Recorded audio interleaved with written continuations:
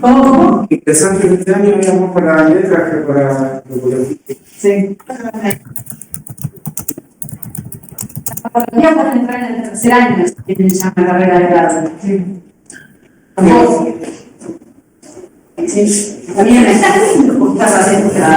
Sí, con un porcentaje de la mía también se puede entrar. ¿El tercero? Sí. Es que rendir el examen. Sí, hay examen, claro. Ahí te dicen sí. Y además esa carrera que tienes opción. Después, bueno. Las otras reconocen equivalencia, antropología pueden entrar, sí. Bueno, ¿cómo andan? ¿Todo bien? ¿Me escuchan bien? Bueno, bueno. ¿Alguna duda existencial? ¿Preguntas de tipo burocrática administrativa? ¿Ninguna? ¿Nosotros trabajo? ¿Mañana nosotros trabajo? Sí, mañana se juega. Sí. Traten de cumplir con los trabajos prácticos en la semana. Esta casa no pasa nada, pero... ¿Ya termina las dos? ¿Terminado? Ahora todas las ideas que son 2 semanas. 2 semanas. La única que tiene un poco más de tiempo es la semana. Y está previsto una semana de tiempo de entrega. Sí, de año. Después si se atrasa por algo, así me... Pero así yo sé también que si espero, La comunicación sigue siendo por mail, sí. Bueno, como les decía la otra clase, en las unidades que siguen, siempre va a estar la primera clase un poco más marco general del periodo que tomamos. En la segunda clase voy a tomar algún caso, algún evento significativo que les permita profundizar en algunos temas. En este caso, bueno, vamos a hablar de las huelgas patagónicas. Pero antes me gustaría introducir el debate que aparece, creo que es el capítulo 4, que hay sobre el Estado. Okay.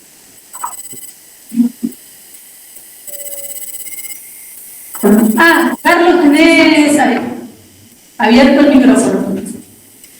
Bueno, ahí lo apago. Tenía una consulta por el tema del pago del seminario. Yo no vi la pestaña, no sé cómo, no quiero aparecer como grosso gratuitamente, por eso no sé dónde, cómo hacer para pagar. Pero bueno. ¿Les mandaron los de posgrado? Sí, dijeron que lo iban a habilitar supuestamente, pero no lo veo, entonces vuelvo a insistir con el tema, porque los seminarios se pagan en la sede de cada universidad que lo dicta. Entonces, en este caso, este seminario yo tendría que pagarlo en la de Río Negro, igual que el de epistemología, pero no logro que sea. Nada, es la única inquietud que tengo. Después, todo lo demás, bien, en orden. ¿Y vos dónde estás? ¿En qué lugar estás? Yo soy de La Pampa, claro, yo soy profe acá en La Pampa, docente acá en La Pampa, y la matrícula del doctorado la pago acá en La Pampa. Y los seminarios los pago en cada sede que se dicta. Creo que hay una de metodología de las ciencias más adelante que se dicta acá, que yo tengo que hacerlo presencial acá, y esto los hago virtuales los que son en otras universidades. Lo que no he podido acceder para pagar, es el tema que me inquieta, nada más para no. Les voy a pasar la inquietud a los posgrados. ¿Vieron cómo es el doctorado ese? O sea, señor Carlos, como es en consorcio de universidades de la Patagonia. Con todas las universidades de la Patagonia se dan un doctorado en economía. Entonces, bueno, desaparecen los problemas burocráticos, ¿no? Pero la idea está buena, porque los estudiantes son de todos lados. Bien. Alguien que se declara atrasado con los trabajos prácticos. Bueno, está bien, pónganse al día, traten de no retrasarse porque se les van a empezar a acumular. Y la idea también es que vayan fijando algunas cuestiones o que en esos intercambios aparezcan las dudas y me den a mí la oportunidad por ahí de comentárselos o de tirarles alguna punta por dónde seguir o qué reforzar. Así que esa sería como la misión, digamos, de sus trabajos prácticos. Bueno, Hasta ahora no solo no puede el 2 se lo mando mañana. ¿Sabes qué se llama? Sí, puedo arrancar. Sí.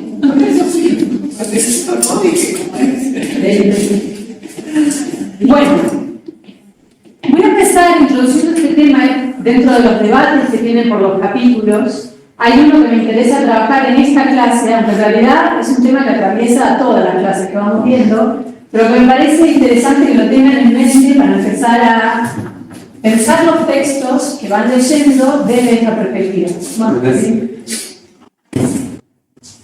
Que tiene que ver con los debates en torno a cómo se entiende el Estado. El tema que nos dedicamos a la historia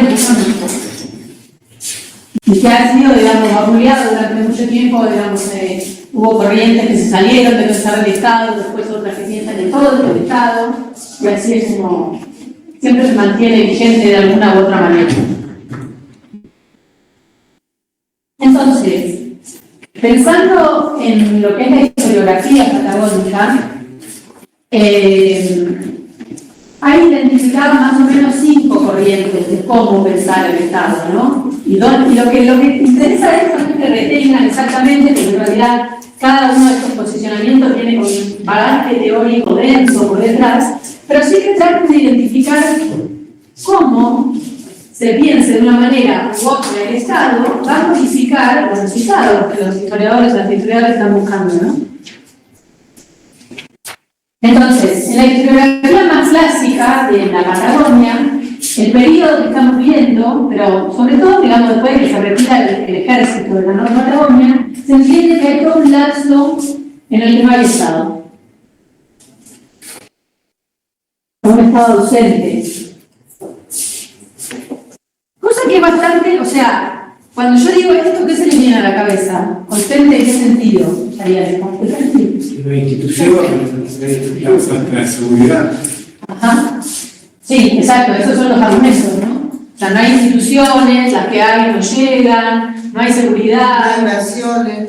¿No hay qué? Inversiones. Del Estado. Del Estado, o sea, estructura, también, sí. No hay un territorio de todo. Delimitado. Que todavía también está en conflicto. Exactamente. ¿Qué más? Pero está presente porque se está repartiendo tierra. Ah, bueno. La representación que era de Buenos Aires.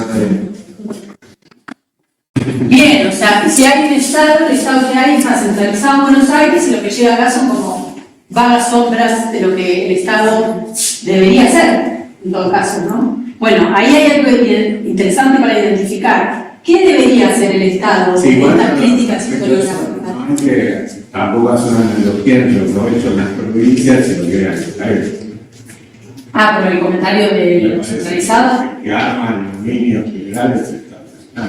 Sí, de todas maneras, si leyeron el texto de Rossini, ahí hay algunas críticas que no es para retar.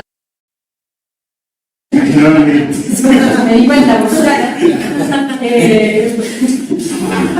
lo que ella dice es, donde aparece un atisbo de que pudiera haber estado, por ejemplo, en la construcción de obras de infraestructura, los beneficios, o sea, los impuestos que se cobran, no van para el Estado municipal ni para el territorial, ¿no? Sino que van para el Estado central, ¿no? Sí, todas las ideas simbólicas que cuenta el texto de pura burocracia y nada. Nada, o sea, en realidad no hay ningún. Hay estudios, y va al año siguiente otro que estudia, bien característico de la burocracia y el civil. Ajá. Bueno, o sea, de ahora y te explote todo. está bien, pero antes de meternos, digamos, en la crítica al gobierno, quizás, lo que me interesa es pensar el Estado. ¿Qué es el Estado? ¿Qué es eso que se espera que el Estado sea? ¿Por qué se espera? ¿Por qué se dice que es un Estado ausente? ¿No? O sea, ¿qué es lo que se construye en esa historiografía? Que por supuesto viene de la mano de esa narrativa más clásica, ¿no? Estoy en la primera historiografía, que es, bueno, el Estado se retira con el ejército y lo que queda es la voluntad de los pioneros, los colonos, que van a ir desarrollando en base a su trabajo, a esfuerzos individuales, etcétera, etcétera. Por eso hay zonas que se desarrollan y otras que no tienen, digamos, esa sociedad que está ahí peleando por construir algo. No, yo lo que estaba pensando es que ese retiro no es una cosa inconsciente, que decir ahí no puedo, en realidad hay un retiro en favor de que los propietarios de la tierra y los grandes latifundiistas se hagan cargo. O sea, es como que una dinámica entre el Estado y grandes terratenientes, ¿no? Para que ese abandono exista, ¿no? Ajá. O sea, entre las oleadas de policía, la burocracia, o sea, hay toda una dinámica que se crea entre los dos, ¿no? Entre el Estado Nacional y entre los grandes terratenientes. Pero entonces ahí está. Está, no es que, uy, me voy y no puedo. No, hay un poder real que impulsa al Estado a retirarse entre comillas, ¿no? Porque no está retirado. O asumir funciones de Estado. Claro, cuando les conviene lo llaman para que me saquen a los bandoleros, cuando no me conviene, no me gusta, no acato la justicia, o sea, en realidad el que maneja el poder real es el poder económico. Bueno, entonces ahí tendría quizás, eso nos cuadraría en una segunda versión, que es el Estado en disputa. Que es la idea del Estado débil, ¿no? Porque el Estado puede ser ausente, débil, fuerte, ¿no? Viene siempre con estos adjetivos. La idea del Estado en disputa es, teóricamente, hay una historiadora que se llama María Argeri, que lo trabaja justamente para este periodo y sobre todo para el territorio de Río Negro, en donde lo que ella dice es: las instituciones del Estado están formándose, tratando de llegar al territorio, tratando de construir un orden social, pero sin embargo, la sociedad, sea los sectores capitalistas en desarrollo o la sociedad indígena, aquellos que quedan como rebeldes, digamos, dentro del territorio, o los bandoleros mismos, digamos, resisten la imposición del orden del Estado. Entonces, lo que ella dice es: hay un Estado en disputa que no logra construir el monopolio de la fuerza del cual habla Weber, ¿no? ¿Sí? ¿Siguen esa teoría? ¿La conocen? Sí. Bueno, esa es la que habla del texto de María Argeri. ¿cómo se llama? El otro, ¿no? Que había parado ahí. Ana Bud. Alberto. Ni tanto, me parece a mí. No creo que le esté diciendo que hay un Estado en disputa. O sea, la teoría de Argeri es: el Estado no logra construirse porque, por ejemplo, desde el pueblo más llano, digamos, los indígenas, los pobres, los marginados, etc., no acatan ninguna de las órdenes del Estado. O sea, si el Estado baja y elimina la propiedad privada, no la respetan, por ejemplo. La justicia es por mano propia. Digamos, esta es la idea de los impide, de los sectores de poder tampoco la tratan porque, como está diciendo la compañera, lo hacen cuando les conviene y cuando no les conviene no lo hacen. Entonces, el Estado no logra imponer un orden hasta tanto, dice ella, no se desarrolle la justicia, hasta que la justicia no se logra imponer, y eso lleva a la década del 30 aproximadamente, 1930. ¿Sí? Que es un momento, la década del 30, donde muchos trabajos de historia ubican el lugar de acá volvió el Estado.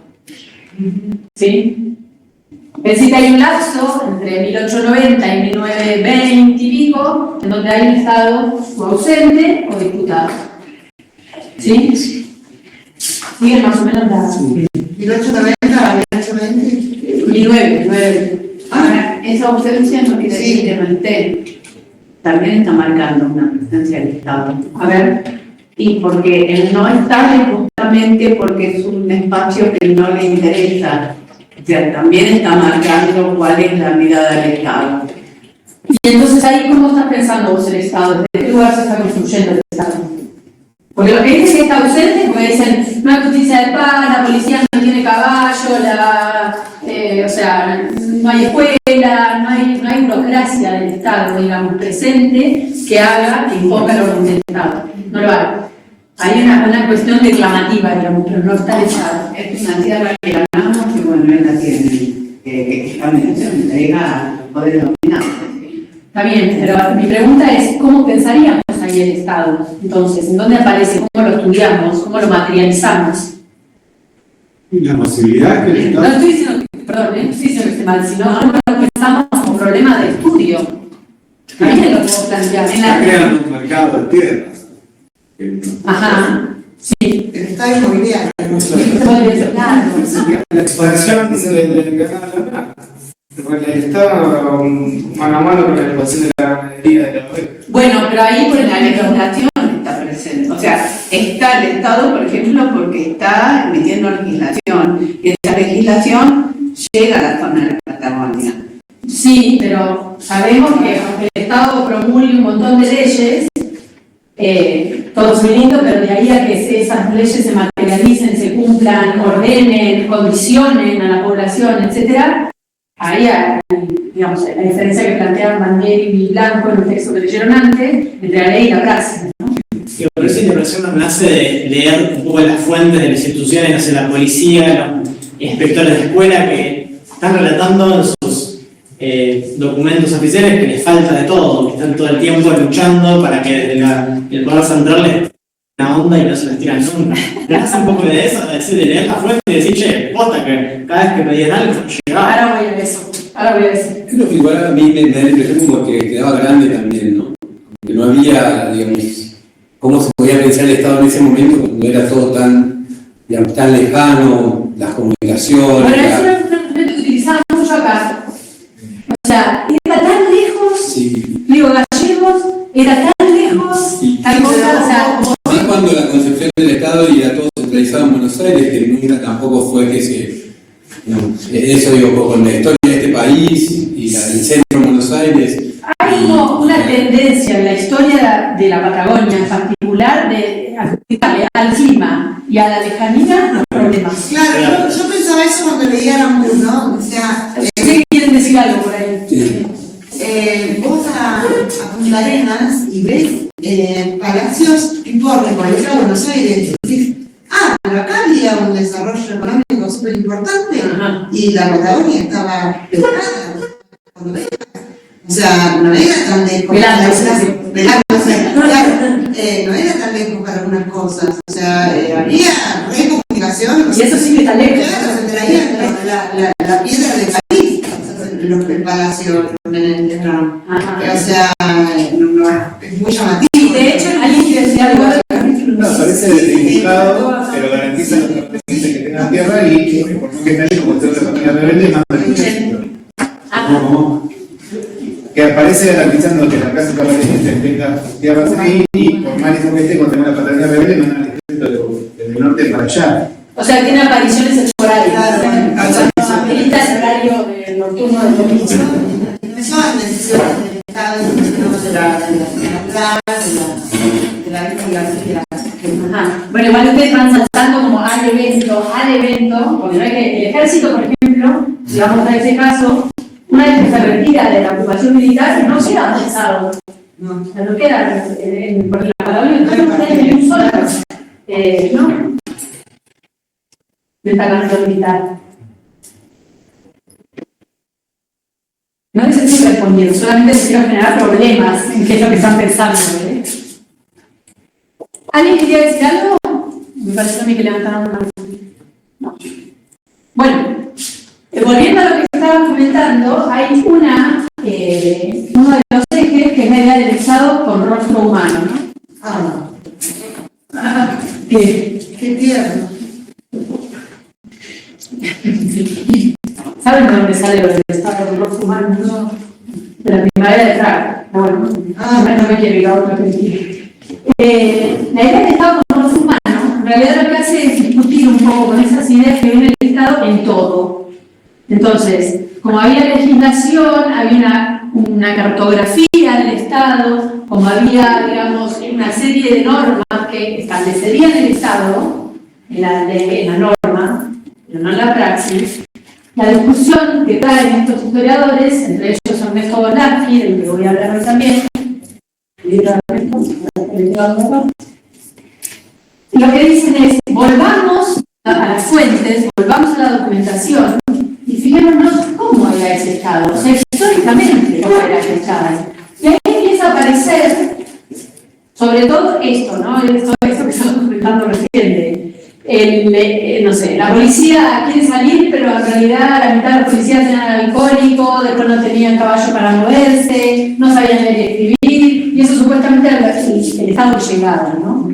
Las fronteras eran un colador, básicamente porque aunque hubiera algún tipo de normativa o alguna definición de frontera, se circulaba libremente y entonces, comillas, no libremente.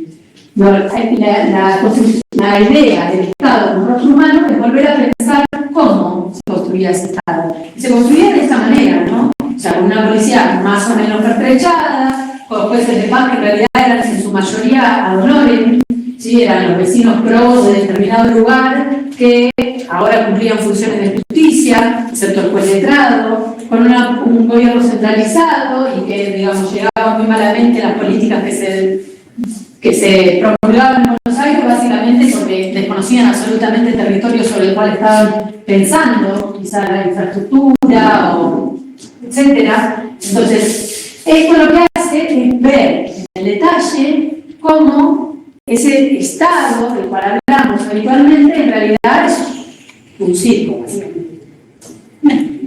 ¿Sí? O sea, va al otro extremo. ¿El de rostro humano? Sí. Porque sí, efectivamente, si uno se queda mirando, digamos, las fuentes documentales y se va construyendo en función de lo que van y de los reclamos que tienen, ¿no? Que son un rosario de reclamos a Buenos Aires de no tenemos esto, no tenemos lo otro, no hay mano de obra, no hay seguridad, los bandoleros están vaciando los campos, etcétera, etcétera, ¿no? O sea, sobre todo... Es un circo porque no funciona, sería, porque, o sea, está delimitado, por ahí sería la normativa, pero no hay recursos para eso, sería.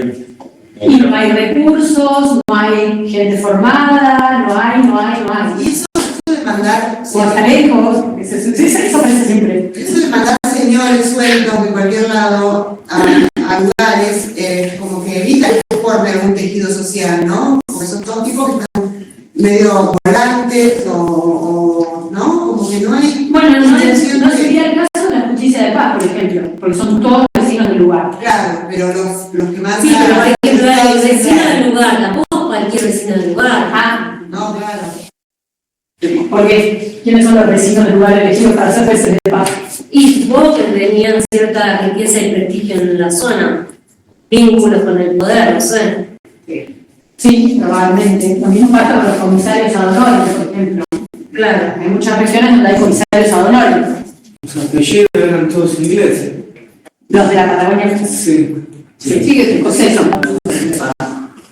Sigue tu proceso con los jueces de paz en el pueblo exactamente lo mismo. Sí, sí, Porque son elegidos, o sea, tienen que proponer una terna y hay un grupo entre el cual está el intendente que decide los jueces de paz.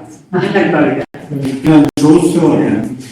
¿Se vota juez de paz? Sí, no, Está más funcional. No es casualidad que el hermano del intendente sea el juez de paz. Claro, y cosa que habitualmente pasa.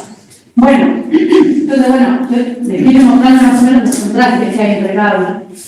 Una cuarta podría ser la que propone Pedro Navarro Floria, que es la de pensar un colonialismo interno. Es decir, sobre todo pensando en los 70 años que duran los territorios nacionales, la falta o la ausencia del Estado, la debilidad del Estado, estaríamos sufriendo algo que ustedes comentaban, que bueno, como se depende de la política de Buenos Aires, y Buenos Aires va a reaccionar en función de las necesidades político-económicas que tengan o de la presión de los sectores que llegan a presionar en Buenos Aires, entonces el funcionamiento del Estado que existe en la Patagonia en los 70 años de los territorios patagónicos, de los territorios nacionales, sería un efecto de un colonialismo interno.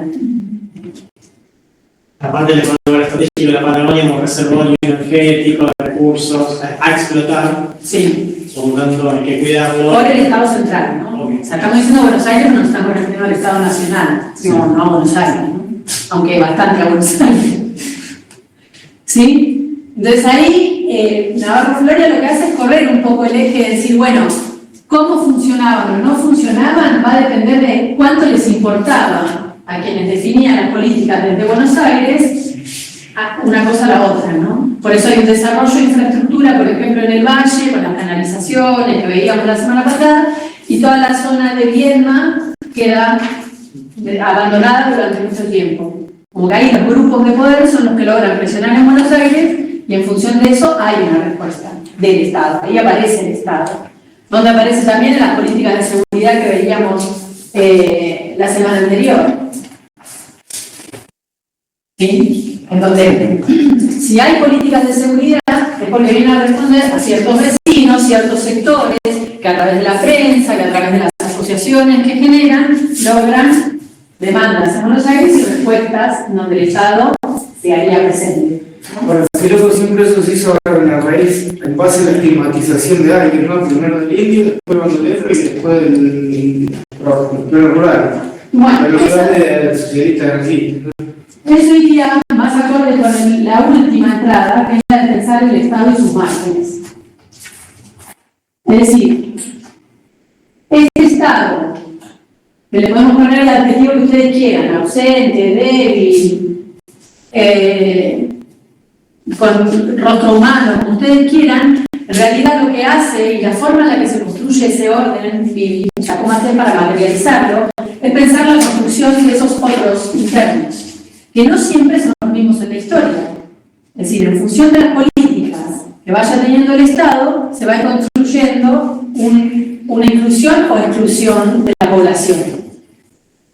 En este caso, la población de los territorios nacionales es de por sí una población en general marginada, porque no tienen todo el rango de ciudadanía que tiene el resto de la población argentina, ¿no?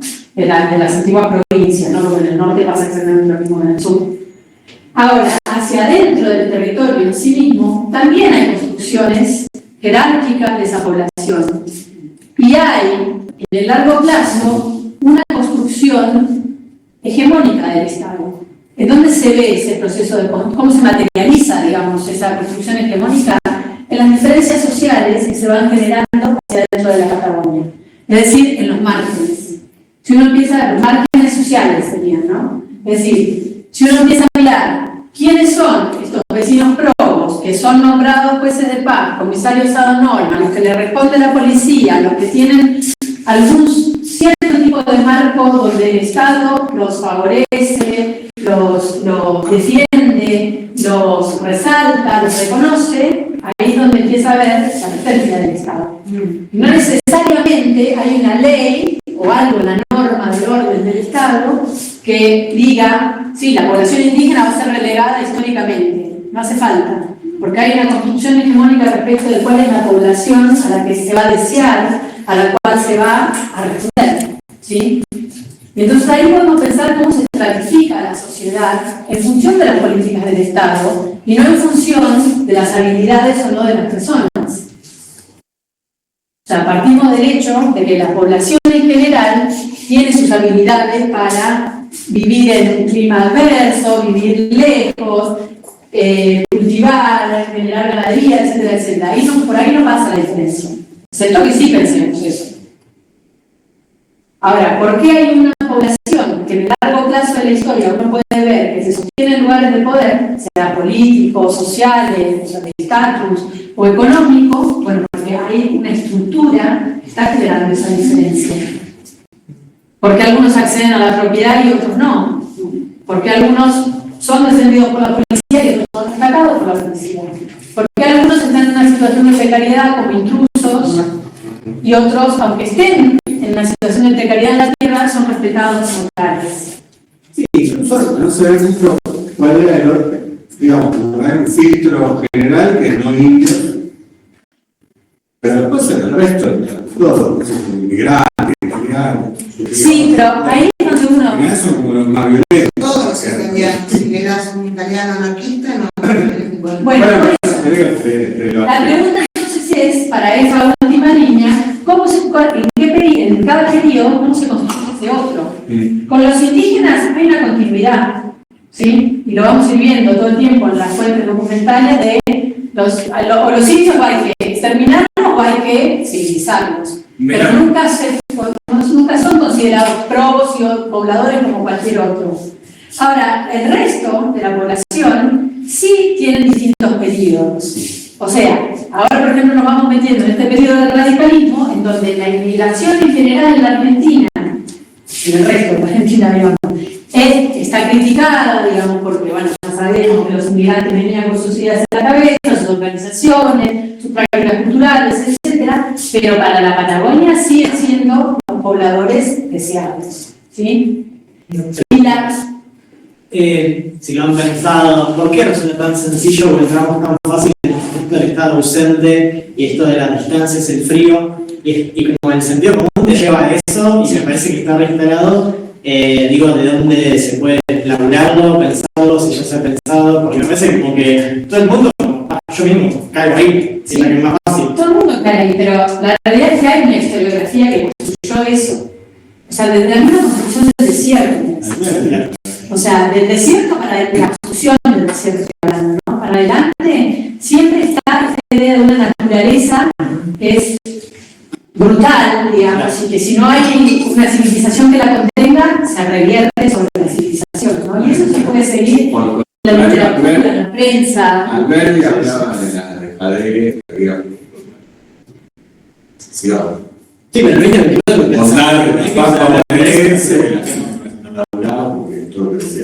También es un estereotipo. Sarmiento también habla de la extensión, el problema de la patria es la extensión. Sí, pero eso, digamos, esas ideas las pueden encontrar en continuidad. Y después el relato histórico también se encarga de decir eso. O sea, guárdense eso en la cabeza y vayan leyendo a lo largo del tiempo que vamos a ir de las unidades que vamos viendo la materia, cómo permanentemente vuelve eso. Por ejemplo, a un salto hacia adelante.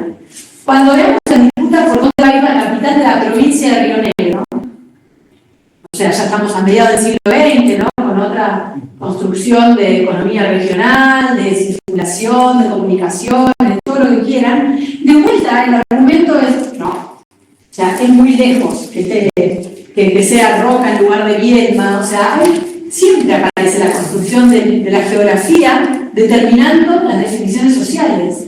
¿Sí? Ideológicamente la capital de Río Negro no sigue siendo Viedma, porque es una capital administrativa nada más. El motor ya está en el valle. No sé. Porque poblacionalmente Bariloche No, y también, sí. Sí, pero a lo que voy es que el argumento de la geografía y del clima lo van a encontrar todo el tiempo. Que como la construcción del paisaje también, con cómo se ha pensado la Patagonia histórica. Si uno analiza el cine, por ejemplo, solamente el cine de la primera mitad del siglo XX, que hay muchas, digamos, películas vinculadas a la Patagonia, son esas las tomas, la lejanía, la vastedad de la nada misma, o sea, esa es la idea que hay por detrás. Y los nombres de los territorios son todos geográficos. Sí, pero lo que digo es que la geografía determinaría las decisiones políticas en definitiva, porque es lo que comentaba ella, trajiste el ejemplo de Punta Arenas, por ejemplo. O sea, Punta Arenas de Palacios. ¿Y qué comunicación tenía Punta Arenas con Santiago de Chile? Hola. Pero sin embargo eso no evitó que se desarrollara ese lugar. Bueno, y el clima es hostil, y la geografía lejana, y bueno, o sea, es como, ese fue el argumento más usado, pero hay que desarmarlo. No importa, porque está muy analizado. Un montón de cosas que no se caracterizaban. ¿Quién accede a la sierra y quién no? Esto de que estamos en el medio de la nada, ¿quién está presente hoy? Sí. No es algo del pasado. Sí, sí. Y bueno, de hecho, en los últimos años, la construcción de la línea sur, por ejemplo, acá en Río Negro, es como, quizás esté como un poco más cercana, ¿no? Pero hace mucho tiempo la línea sur era... Sí. ¿Y cuánto ahora se abre cuánto tardas a llegar a Micael? Si viene de Puyen todos los días. O sea, bueno, todas las veces que puede. No, me quedé con la cuestión de la sociedad que depende del periodo. ¿Es algo particular de acá de Patagonia a nivel nacional o se da? Lo veo como que algo que también se da en como en la lógica. No, acá estamos pensando teorías del Estado en general, o sea, vos la podés aplicar en donde quieras. En donde quieras. Sí. Sí. Y a distintos planos del Estado, o sea, estamos hablando de la construcción del Estado a nivel general. Estoy pensando en el Estado nacional, pero vos podés pensar en el Estado municipal, del provincial, del territorial. No, yo igual del territorio en que se aplicaba esta dimensión, este enfoque de la planificación que hace el Estado. Si era particular acá en la Patagonia, porque veo que se dio en todos lados. el norte también, o sea, al pobre, a litio, no tenía estatus social, Bueno, creo, o sea, creo que... según Scott y Misayer, que son como grandes teóricos de la cuestión del Estado, el Estado se maneja siempre en una contradicción, que es la de querer construir una sociedad homogénea, una nación, contra sus políticas particulares que van segmentando y diferenciando esa población. Entonces, lo que sí, digamos, eso de la perspectiva teórica, después hay que ver cómo se construye cada Estado y sobre qué diferencias, cuáles son las que importan y las que pesan. Que suma quedó en el caso histórico, sí. O sea, el armado del Estado Nacional, que yo digo, integró, y digamos, cuando se consolida esa, que es una alianza, que la Unidad de Buenos Aires, los tucumanos, los cuyanos, los grupos burgueses, una parte de los bonaerenses, hoy termina ahí con que quedó, o sea, la Patagonia no está en ese escenario. O sea, como que no tiene un sector ya consolidado, todavía están más los sus dueños originales, que no van a ser considerados para ser parte. Entonces, Es un autor que deben haber leído, ¿no? ¿Sí? Y si no lo leyeron a través de otros, porque todo el mundo cita a Oblak. Tiene una construcción, o sea, piensa al Estado teóricamente muy desde el desarrollo institucional. ¿Sí? Entonces, desde la perspectiva de Oblak, en la Patagonia hay Estado en el momento de la conquista del desierto y después hay ausencia del Estado. ¿Sí? Porque él está pensando en el desarrollo de las instituciones. En realidad, el Estado lo podemos pensar desde el desarrollo de esas instituciones, pero no solamente. Hay algo que construye también el Estado, que es lo que Abrams denomina la idea del Estado. Es decir, ¿cuál es el Estado que hegemónicamente se define para dominar una sociedad? ¿Sí? Y esa hegemonía se construye en función de cómo se piensa e imagina el territorio, cómo se construye la soberanía, cómo se piensa la nación, con quiénes son los que van a decidirse como argentinos o no. ¿Sí? Entonces ahí hay todo un margen de pensar ese Estado que no es solamente el desarrollo de la institución. Porque además, si pensamos en el desarrollo de las instituciones, enseguida puede entrar cualquier ejemplo del presente para decirme, pero el Estado o no. Pensando, por ejemplo, en el interior rural de la Patagonia. El Estado acá no llegó nunca. De todas formas está atado a las instituciones, porque sin las instituciones es prácticamente imposible que se desarrolle el Estado, porque es a través de las instituciones donde, digamos, se puede dar todo lo que vos decías, esta construcción de soberanía, o sea, de la escuela básicamente, para hacerla muy básica, pero, ¿no? En los lugares donde no hay escuela, hoy en el presente de nuestro país, ¿no hay Estado? Sí, porque ahora ya los medios son diferentes. De hecho, también no solamente la escuela, ahora se puede difundir desde otros lugares. Se me ocurrió algo. Pero en ese momento, ¿cómo sería? En ese momento, del principio, no había forma, sino era a través de las instituciones como en la justicia, digamos, era... Sí, o sea, no estoy sacando las instituciones son parte de entender ese proceso histórico. Pero hay un riesgo en solamente quedarse en las instituciones, que es ver que todas no funcionan como deberían, ¿no? Porque le podemos hacer críticas todo el tiempo. La justicia, hace un rato dijeron, no se apilaban los expedientes y nadie los resolvía. Efectivamente, pasaba eso. La burocracia era infinita y nadie resolvía, por ejemplo, sobre todos esos expedientes que había. O sea, pasan gobiernos, no estoy haciendo una crítica a ningún gobierno, sino que pasan gobiernos y se siguen encontrando con la pila de expedientes de la Dirección de Tierras que nadie resuelve. Pero la pregunta es, ¿no resuelven ninguno? ¿O en determinados momentos se resuelve sobre algunos y otros quedan afuera? Es decir, hay una selección ahí que nos lleva a pensar un poco más allá de qué pasa con la institución en sí misma. Bueno, acá hay una zona que se llama El Turbio, que está al otro lado del lago Pueblo, es un lugar donde nunca hubo otra cosa que una escuela, que ahora pasó a ser transformada en albergue del Ministerio de Educación, porque no había más pibes. Y bueno, hace poco se van como el cable, la unidad provocada, pero se estrenó. Buen material. Yo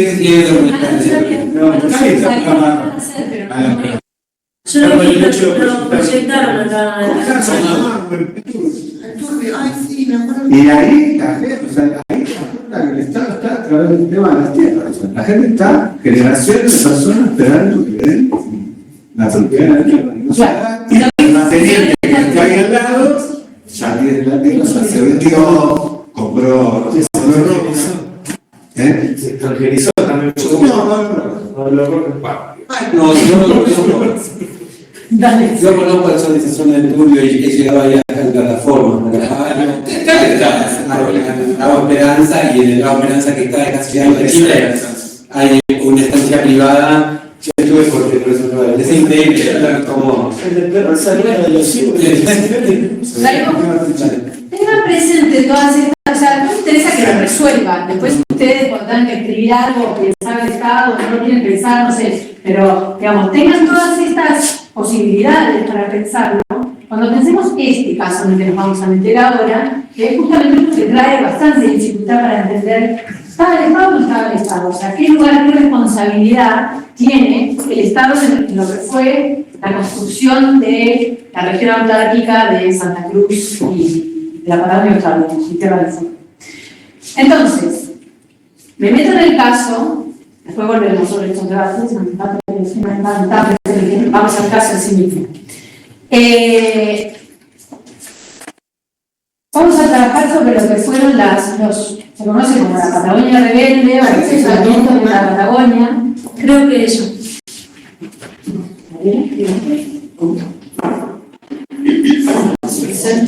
Y permítanme un ratito hablar sobre el historiador que trabajó el tema, el caso, que es Osvaldo Bayer. Ay, yo traje mi libro. A verlo. ¿Firmado? Fui a la casa y me lo dedicó y todo. ¿A dónde? ¿A Me invitó Tugurio, a Buenos Aires? Sí, a las 11 de la mañana me invitó whisky y todo. Que vos no te tomaste. No, vaya. Un día subió un día a Bariloche de museo y al fondo, así en un asiento solo, estaba. Vale. Seguro que no te gustaba hablar, ¿no? No.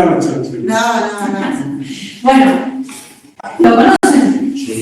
Entonces, bueno, nuestro compañerito de... Bueno, entonces te lo vamos a contar a vos. Bueno, escritor, historiador argentino, que tiene, digamos, tiene muchas obras, falleció hace unos años atrás, pero su obra máxima, creo yo, tiene otros trabajos, pero para mí esta es la más importante, es Los Vengadores de la Patagonia Trágica. Salió en 4 tomos, en la década del 70, razón por la cual se tuvo que exiliar después. Pero lo interesante, o sea, más allá de la figura que es Osvaldo Bayer, y de lo que representa y de lo que significa ese trabajo, es interesante cómo, hasta que Bayer no publica ese trabajo, o sea, son 4 tomos, así que empiezan en 1970 y creo que el último tomo se publica en el 23, 74, por ahí. Hasta que no se publica ese material, hay un desconocimiento o un silenciamiento, o más bien un montón de rumores respecto a lo que había sucedido en las huelgas patagónicas de los años 20 y lo que había significado, no sé, la violencia que había terminado con esas huelgas obreras, pero no había nada escrito en la historia argentina, no era parte de los eventos de la historia argentina, era más bien un conocimiento del pueblo, de gente que sabía lo que había pasado y hasta ahí, ¿no? Porque vos sabés lo que te contó alguno, y ese otro sabe lo que le contó otro, y alguna que otra expresión del anarquismo, del socialismo, recordando, reivindicando lo que había sucedido, pero no había ningún trabajo sistemático de conocer lo que había pasado, ¿no? Y esto, o sea, durante 50 años significó un peso muy importante, no solo para la construcción de la clase obrera o de las luchas sociales o de las prácticas políticas, sino también para los propios protagonistas de ese episodio. De hecho, Osvaldo Bayer cuenta que cuando él empieza a hacer la investigación, una investigación que le llevó cerca de 10 años a hacer, bueno, él tenía un conocimiento porque su familia había vivido, y él de chiquito, no, él no, porque él nació. ¿Eh? Sí, lo echaron después. anterior. Sí. Con ¿cómo se llamaba el diario? Por eso, pero eso viene después. Pero su padre sobre todo, contaba lo que habían vivido los trabajadores en el contexto de las huelgas, y era algo que dentro de su misma familia generaba conflicto. Porque la madre le decía, no, bueno, los tuvieron que sablear, los tuvieron que matar, los tuvieron porque eran agresivos, violaban mujeres en las estancias, etc. Entonces había ahí un montón de rumores que no terminaban de construir qué era lo que había sucedido, ¿no? Que cuando él empieza a trabajar, a hacer la investigación, que siempre le había quedado así como pregunta de entender qué era lo que había pasado, muchos de los protagonistas todavía seguían vivos. Entonces empieza su trabajo de investigación entrevistando a los soldados que habían ido a fusilar a los trabajadores. Y lo que él cuenta, muchos eran conscriptos en ese momento, los soldados, ¿no? Que de las distintas personas que él quiso entrevistar, algunos contaban, o sea, querían contar lo que les había pasado, otros no querían saber nada, ya negaban, decían, no guardo, no sé qué pasó, pero sí había muchos que necesitaban contar lo que había pasado, de los soldados. Pero también fue entrevistar oficiales, Varela, por supuesto, no vivía, que habían asesinado poco tiempo después, el máximo responsable del fusilamiento, y también vivían los dueños de las estancias, referentes políticos, es decir, todavía podía hacer este trabajo de reconstrucción oral, además del trabajo que empieza a hacer reconstruyendo fuentes, ¿no? Documentales. Entre ellos, los de la prensa, reconstruyendo lo que decía la prensa, que es muy, o sea, bueno, ya hablamos la semana pasada de la prensa, pero, por ejemplo, estaba leyendo este diario, La Protesta, que es de 1929, o sea, prácticamente 10 años después de los hechos, un poco menos, en donde todavía, que es uno de los pocos documentos que hay en donde se narra lo que sucedió, ¿sí?, en la misma década, pero incluso en este diario, que es de, digamos, de un perfil de izquierda, anarquista, no sabe todavía, o sea, confiesan que ellos dudaban respecto de lo que la prensa publicaba en el momento, o sea, no sabían bien si lo que se estaba diciendo era así o no. O sea, y supuestamente tiene un posicionamiento político tomado previamente a contar los hechos, ¿no?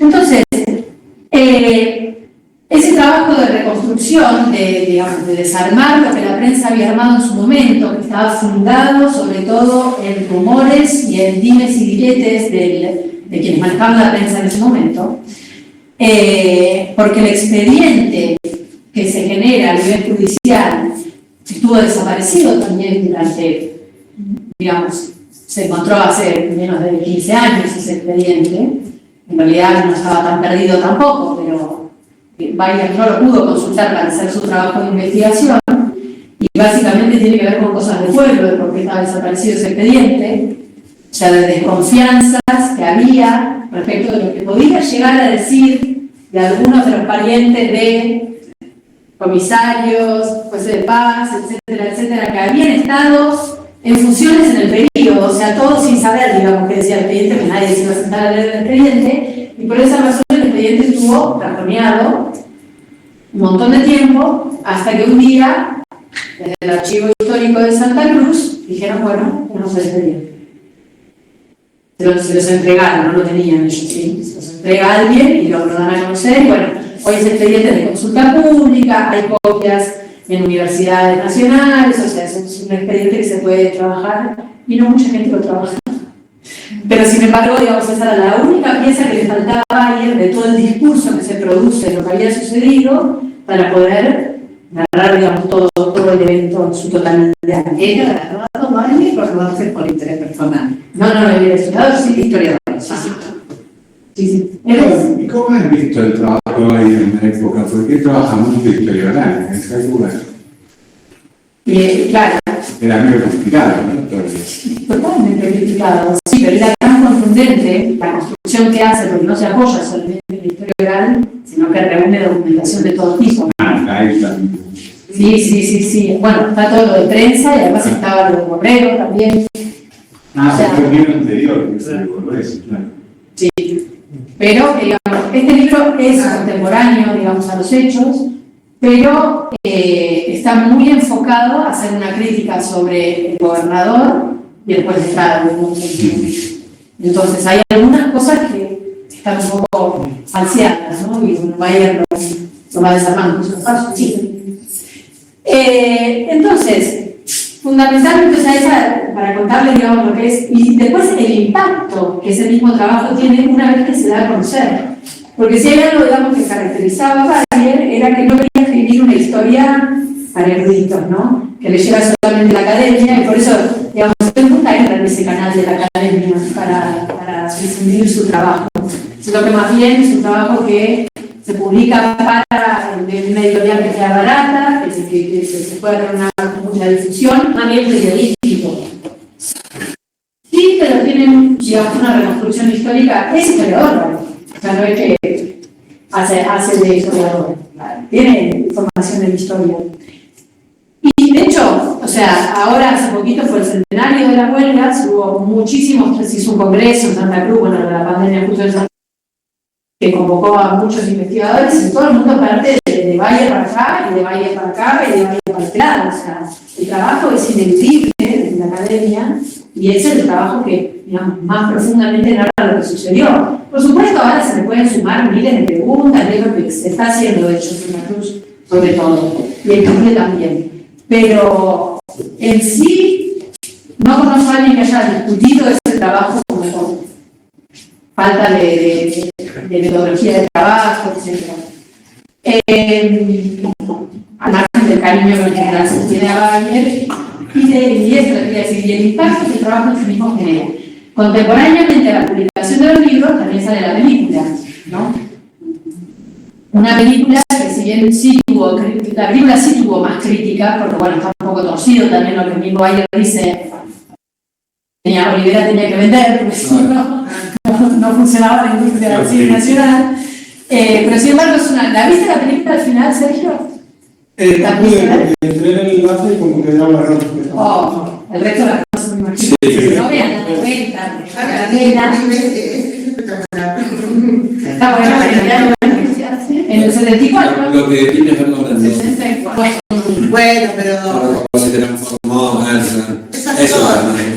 Sí. hay que separar la obra del artista. Bayer tiene una anécdota, una serie de anécdotas con Olivera, que son que cuando están filmando la película, un día que viene a Chile, y a Bayer, ya estaba Pinochet. Pero bueno, va hasta la frontera, además sigue a pasear, Bayer se vuelve. Años después, estaba Bayer en Berlín. En el archivo histórico. Estaba Bayer en Berlín exiliado, y Olivera lo va a visitar, y quiere ir a Berlín Oriental, y Bayer era artista. Así que tampoco lo dejaba entrar, y Olivera dice, ¿cómo no se puede invitar? Bueno, sobre todo lo que hay que tener Olivera en ese momento. Bueno, de la película, que también cumple 50 años este año, también fue una película que tuvo más una difusión y, digamos, de hecho se constituyó en un evento de ahí para adelante. Censurada. Fue censurada, por supuesto, después en la dictadura, sí, bueno, como decía, tuvo que exiliar, estuvo exiliado en Alemania un montón de años. Bueno, entonces, retomando lo que son los eventos en sí mismos, quizás dentro de los aportes que hay desde la última historiografía, es pensar el movimiento de trabajadores y el movimiento de huelga, no a partir de lo que fue el caso de Santa Cruz, sino pensar la región de manera ampliada y justamente situarse en Puerto Natales, en Punta Arenas, donde ya había una tradición de luchas obreras, que fundamentalmente de aquellos obreros que trabajaban en los frigoríficos. Había un frigorífico en Puerto Natales que se llamaba el frigorífico Bories, que llegaba a tener, en los momentos de máxima, digamos, contratación de trabajadores, hasta 700 trabajadores. O sea, el volumen de hombres que trabajaban en este lugar era importante y la organización que se da a los trabajadores también lo es. De hecho, la Federación Obrera, con sede en Natales, pasa a ser una reconocida a nivel sudamericano, ¿sí? Por eso ahí empecemos a tensionar la idea de lejanía y todo eso, ¿no? O sea, era una de las federaciones obreras más fuertes, mejor organizada y que iba acumulando experiencia en las primeras décadas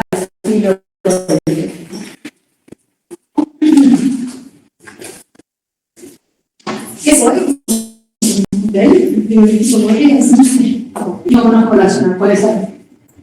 La infraestructura que tenía el frigorífico ese para la época era súper moderna. O sea, tenía un tren adentro, tenía cámaras refrigeradas, o sea, era impactante, digamos, el lugar de trabajo en sí mismo, ¿no? Que, digamos, cuyo referente, su dueño era Elías Brown. De aquel ya hice referencia, digamos, a la familia Brown. Todo, y esos 4 apellidos, 4 par de apellidos tenían, manejaban todo. Sí, ahora después te paso un libro para que veas un mapa, para que veas el volumen en gráfico de lo que dominaba. Entonces, la organización de estos trabajadores, que ya venían con una serie de huelgas y de confrontaciones con la patronal, cuyos reclamos eran reclamos de condiciones laborales básicas, ¿sí? O sea, de poder trabajar menos horas de las que trabajaban, que aproximadamente trabajaban entre 14 y 16 horas, que dormían había un perito, digamos, en zonas con un frío espantoso. Ahí no importaba el clima, digamos. Ahí los trabajadores podían dormir donde sea. Y la paga, sobre todo, la paga no era en dinero, sino que era en vales que se cambiaban en las casas comerciales de los mismos trabajos. De los mismos. Sí, exactamente. Entonces, las huelgas y los reclamos giraban en torno a mejorar las condiciones de trabajo. También había una migración chilota de la isla de Chiloé, importante, que trabajaba, digamos, siempre en esta región, que a quienes les hacían pagarse, con parte, o sea, ya llegaban endeudados porque les hacían pagar el pasaje, por los cuales los traían a trabajar. Entonces, dentro de los reclamos, por ejemplo, estaba esto, que el pasaje fuera, digamos, no tuviera que pagar el trabajador, que ya llegaba endeudado antes de poner un pie en la tabla. Ahí hubo, en el año 19, una huelga muy importante, que terminó en una represión importante, que se cobró la vida de trabajadores y también de carabineros, y que fue un antecedente importante de esta lucha, sobre todo por el control político-militar que se empieza a hacer de la zona.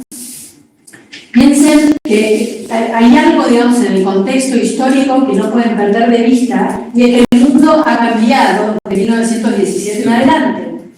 Entonces, en pensar esta construcción del enemigo interno o del otro interno, acá empieza a pesar muy fundamentalmente la construcción de la amenaza roja.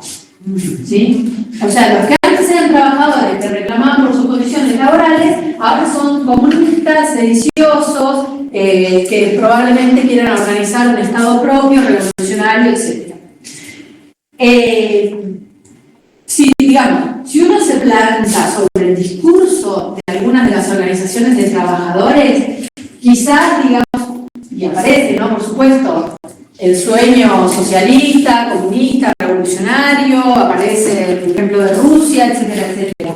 Ahora, el discurso, ¿no? Y acá hay un trabajo muy fino, digamos, en quienes trabajan en todo esto, de separar el discurso de lo que es lo que concretamente se está reclamando. Se está reclamando condiciones de trabajo y menos horas de trabajo, y eso está muy, pero abismalmente lejos de empezar una revolución comunista y de tomar, digamos, el poder mínimo de supervivencia, o sea. Sí. Que de hecho era un camino ya con antecedentes del gobierno de Irigoyen. ¿Cómo? Que era un camino ya con unos pocos antecedentes, pero ya que se había empezado a recorrer en el gobierno de Irigoyen. La negociación, o sea, el sindicalismo más. Sí, justamente esto es lo que más impacta, ¿no? La negociación y obtener algo. Sí, de todas maneras estaba refiriendo más a la experiencia chilena, que después de esto que se llama la comuna de Natales o la rebelión de los tirapiedras, digamos, tiene distintos nombres que el folclore popular le ha puesto a este episodio. El ciclo de huelgas y de reclamos de trabajadores migra desde Natales a Gallegos, ¿no? En donde lo otro que hay que tener presente es cómo funcionaba esta región. Esta región, que supuestamente estaba dividida por la soberanía de dos estados, en realidad económicamente funcionaba como una sola región. Básicamente porque los dueños de las instancias, de los frigoríficos, de las casas comerciales, etcétera, estaban relocosados en la frontera. Entonces, no había ningún tipo, y acá ahí sí puede empezar a pensar las construcciones del Estado, no había ningún tipo de control respecto respecto a quiénes eran los trabajadores, si eran chilenos, si eran de Chiloé, si de dónde venían, sino más bien dónde necesitaban mano de obra, iban circulando en función de eso, ¿no? Tanto en los trabajos rurales, que tenían que ver con la esquila fundamentalmente, pero también en los frigoríficos.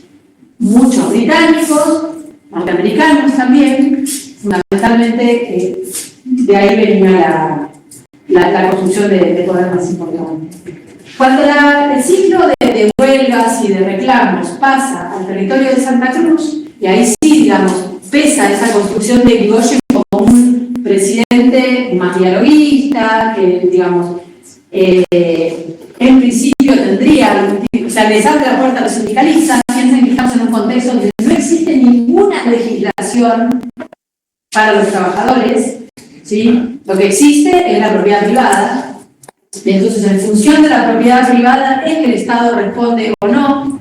Una huelga, por ejemplo, la huelga metalúrgica Bacena, que termina en una trágica represión en Buenos Aires, era entendido no como un reclamo de trabajadores que querían mejores condiciones de vida, sino como un atentado a la propiedad privada de la Bacena. ¿Sí? Entonces, este es lo que justifica la máxima represión en ese caso, ¿no? Que además me moví de espacio geográfico, ¿no? Me fui a Buenos Aires, pero para hablar del gobierno de Irigoyen y de cómo sí hablaba con algunos sindicatos, sobre todo con aquellos vinculados a los ferroviarios y a los puertos, pero con aquellos que atentaban contra la propiedad, no. O sea, la respuesta era la violencia de las fuerzas de seguridad del Estado. Y también el permiso de que operaran otros grupos de choque como romper huelgas o violentando a los trabajadores. Sí, se destaca la Liga Patriótica, ¿no? Entonces, en este primer periodo de 1920, a principios de 1920, cuando se inicia todo el ciclo de la zafra alameda, hay una huelga importante donde los trabajadores hacen una serie de reclamos. Aquí los trabajadores no, digamos, tienen una organización que es la Federación Obrera, que además tiene una impronta anarquista. Les hice alguna mención la semana pasada, una ruptura en el movimiento obrero a fines de la década del 10, donde hay un sector que va más, digamos, por la lucha anarquista y otro sector que va más hacia la lucha del sindicalismo revolucionario o del socialismo directamente. Las estrategias de lucha son diferentes, porque no vean, digamos, los conflictos de los trabajadores.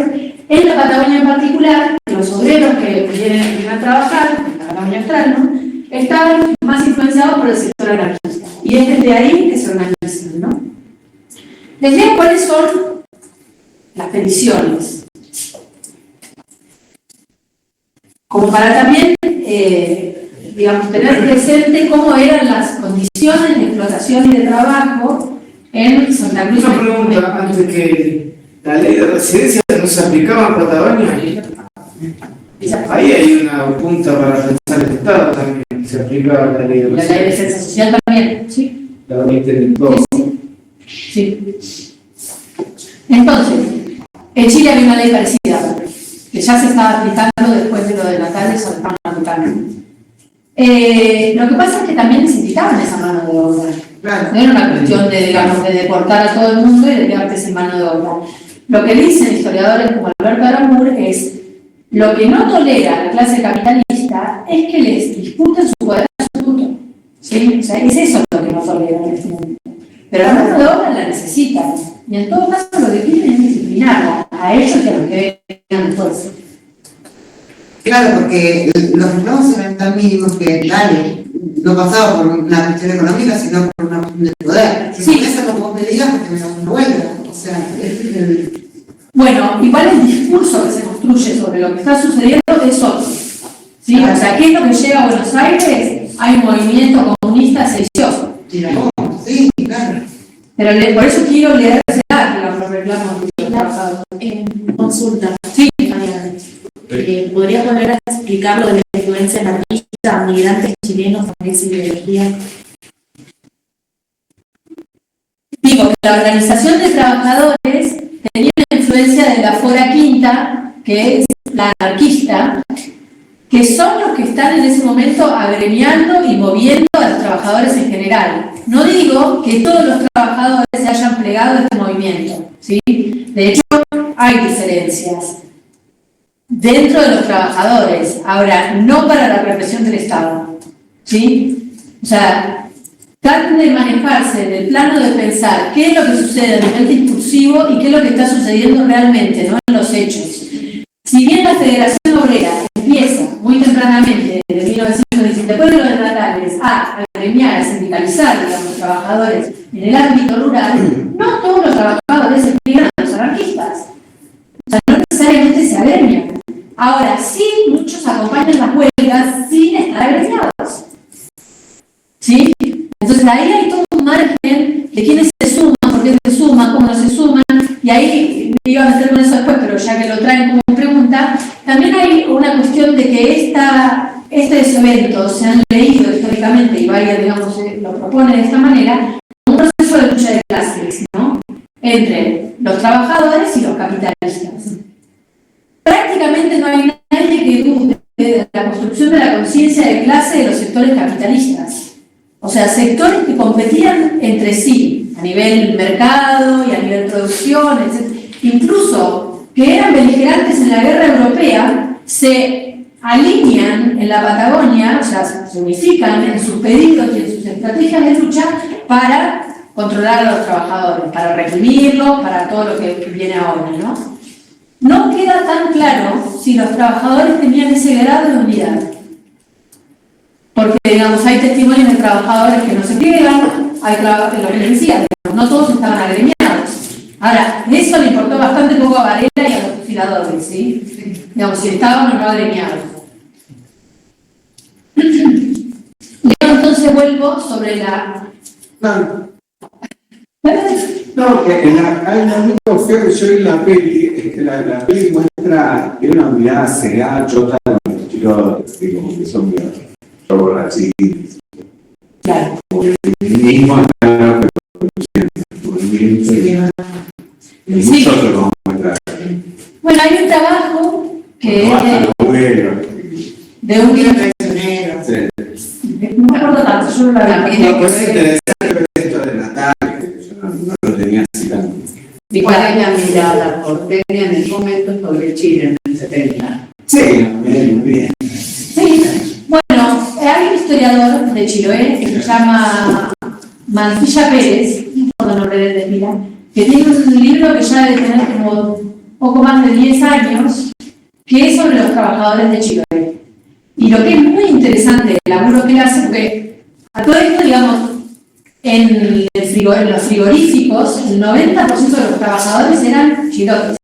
Y hay algo más, no solo eran chilotes, eran meliches. O sea, muchos eran indígenas. Entonces, y además, digamos, esa migración desde Chiloé a trabajar a Natales y después ir a la Zafra, a Santa Cruz, etcétera, es un circuito que siguen haciendo por medio siglo más. En donde también hay, digamos, toda una estrategia de vida de las familias en Chiloé, porque todo el periodo de la Zafra Lanera, la isla es territorio de mujeres. Son todas mujeres con chicos porque todos los maridos se fueron a trabajar acá. Entonces, digamos, hay mucho más para explorar, ¿no? Y el trabajo de este tipo es muy interesante. Sigue siendo lo mismo, o sea, hay una cosa de unidad entre Argentina y Chile que está muy... Esperá, porque justamente empecé hablando de la región austártica, ¿no? Bueno, la región austártica, según todos los historiadores que trabajan el tema, termina en 1920. La pregunta es por qué. De hecho, ya que estamos con ese asunto, este es el libro más importante que hay sobre las tierras en Santa Cruz, el libro del Sábado y Milán. Sí, que es la que propone, digamos, dentro de la región austártica, y vos decías recién las propiedades que tenían los ramos y no sé qué. Ahora te paso el libro y fíjate los mapas. Es impresionante ver el mapa de la provincia entera de Santa Cruz, porque tiene un trabajo al detalle de qué campo es de cada quien. Este libro. ¿Cómo se llama? Los dueños de la tierra en la Patagonia Austral, 1880-1920. Elsa Barbería fue una historiadora de Santa Cruz, que lamentablemente se murió muy joven, pero es el trabajo más importante que hay hasta el día de hoy sobre las tierras en Santa Cruz, y me atrevería a decir sobre las tierras en la Patagonia, porque no hay otro trabajo que tenga tanto detalle sobre todo un territorio como este. O sea, campo por campo de quién es, bajo qué condiciones la tiene, en qué momento la recibió, qué tipo de explotación tiene, el saberlo. Bueno, y ahora, entonces, a los reclamos de los trabajadores, sin sus notas a pie, que dicen así: este es el pliego de las condiciones que la Federación propone frente a las primeras huelgas, ¿no? Lo que sucede es lo siguiente: será un ciclo de huelgas en el momento de la zafra herrera, con lo cual, digamos, todos los dueños de estancias entran en crisis, conflicto, demandas al Estado, demandas, presión, lobby, viajes a Buenos Aires, presión, hasta que Irigoyen dice, bueno, está bien, y manda a Varela, teniente coronel Varela, o sea, miembro del ejército. El ejército, yo les decía, era desconocido en la región hasta ese momento. La Marina no, la Marina sí se conocía porque, digamos, viajaba, tenía barcos, buques, se paraba en distintos momentos en los distintos puertos, pero el ejército no. Lo mandan en ese momento a negociar las condiciones que los trabajadores están exigiendo para levantar las huelgas. Lo que están pidiendo es esto: en cada pieza de 4x4 no dormirán más de 3 hombres, debiendo hacerlo en camas, aboliendo los camarotes. La pieza será bien ventilada y desinfectada cada 8 días. En cada pieza habrá un lavatorio y agua abundante donde se puedan higienizar los trabajadores después de la tarea. Con lo cual ustedes entienden que si están pidiendo eso, no lo entienden, ¿no? O sea, digamos, para ir construyendo el panorama de cómo se trabajaba en esa época, y saber cómo se esa situación. 2. La luz será por cuenta del patrón, debiendo entregar a cada trabajador un paquete de velas semanalmente. En cada galpón de dormitorios deberá haber una estufa en una pieza que será exclusivamente para puntos de reunión de los trabajadores. Habrá una lámpara y bancos por cuenta del patrón. O sea, es lo contrario. 3. El sábado a la tarde será única y exclusivamente para lavar la ropa a los peones, o en caso de excepción será otro día de la semana. 4. La comida se compondrá de la forma siguiente: 3 platos en cada comida, contando la sopa, postre con té, café o mate. Eso ya era como máximo lujo, porque lo desplegado en realidad eran muchas veces animales que estaban muertos, que estaban en el campo, ni siquiera que mataban animales para darle de comer a los peones, ¿no? 5. El colchón y la cama serán por cuenta del patrón y la ropa por cuenta del obrero. 6. En caso de fuerte ventarrón o lluvia, no se trabajará la intemperie. 7. Cada puesto o estancia debe tener un botiquín de auxilio con instrucciones en castellano. Porque ¿en qué estaban las instrucciones? 8. El patrón queda obligado a devolver al destino al trabajador que despida o no necesite. Porque esto es lo que habitualmente pasaba: terminaba el trabajo y la gente, chao, tenía que salir de adentro de la estancia. Y bueno, era lejos, ¿no? Hacía frío. O sea, ¿cómo hacían para salir de ese lugar si no había ninguna condición para salir? Y no los dejaban quedarse, porque si se quedaban, pasaba a ser un problema de seguridad. Cláusulas. El pago de jornales deberá hacerse mensualmente y en moneda nacional argentina, o en caso contrario se abonará el interés correspondiente, porque de vuelta le pagaban en los bares de lo que podían consumir en los boliches de las propias estancias, a los precios que por supuesto imponía el propio dueño de la estancia. 2. Los trabajadores deben asegurarse contra los accidentes de trabajo. No había nada parecido a esto y no lo va a haber hasta el peronismo, nada parecido a esto. 3. El horario de 8 horas. 4. Los víveres en todas las salidas serán por cuenta del patrón. O sea, si no, fíjense todo el gasto que tenía cualquier persona, ¿qué sacaban de ese trabajo en sí, no? O sea, era muy poco. Semi-esclavista, casi. Bueno, te podía decir si querías. Y podías. Claro.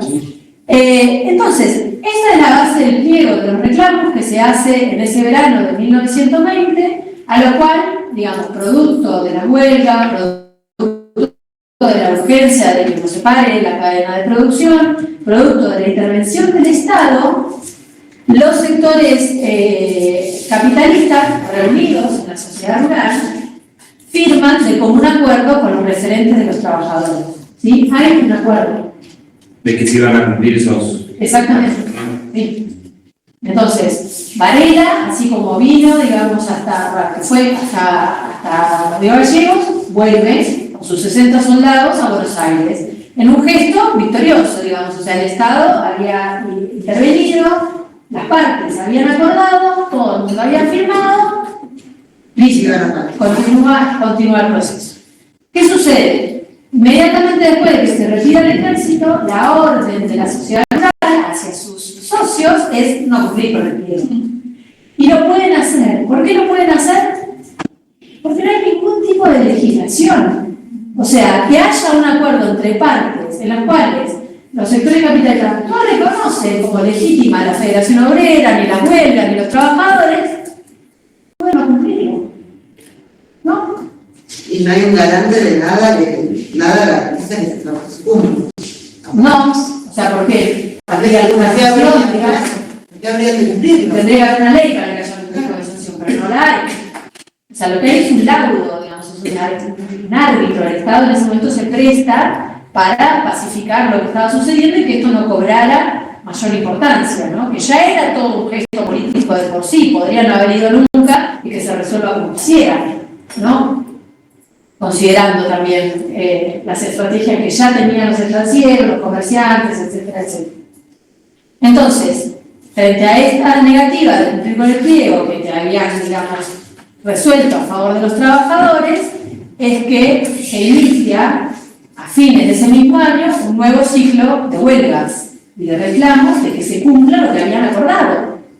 Y ahí sí, la respuesta del Estado, o sea, en este les estoy simplificando lo que en realidad es bastante más complejo en el sentido de que se llevan presos a los referentes de los trabajadores, los torturan, la prensa denuncia que en realidad eran ladrones, la prensa que los defiende dice que están siendo torturados por la policía, que los suelten, que los liberen. Hay un movimiento, hay una agitación general en todo el territorio de Santa Cruz ya en ese momento, o sea, no es solamente algo que esté pasando en Gallegos o que esté pasando en algunas estancias, sino que hay un movimiento social que pesa, que se está haciendo sentir, que reclama, que se cumpla lo que había pasado.